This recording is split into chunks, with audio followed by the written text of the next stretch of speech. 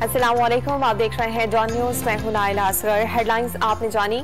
वजीर आजम शहबाज शरीफ विफाकी वज़रा के हमरा एक रोजा दौरे पर कोयटा पहुंच गए हैं। वजीर आला अब्दुल कद्दूस पजिंजो ने एयरपोर्ट पर वजीर आजम का इस्तकबाल किया।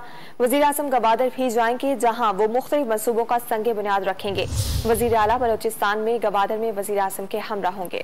वजीर आला अब्दुल कद्दूस पजिंजो ने एयरपोर्ट पर वजीर आजम का इस्तकबाल किया। वजीर आजम गवादर भी जाएंगे, जहां वो मुख्तलिफ मनसूबों का संगे बुनियाद रखेंगे। वजीर आला बलोचिस्तान में गवादर में वजीर आजम के हमरा होंगे। आपको बताते चलें, वजीर आजम शहबाज शरीफ विफाकी वज़रा के हमरा एक रोजा दौरे पर कोयटा पहुंच गए हैं। वजीर आला मीर अब्दुल कद्दूस पजिंजो ने एयरपोर्ट पर वजीर आजम का इस्तकबाल किया। वजीर आजम गवादर भी जाएंगे, जहां वो मुख्तलिफ मनसूबों का संगे बुनियाद रखेंगे।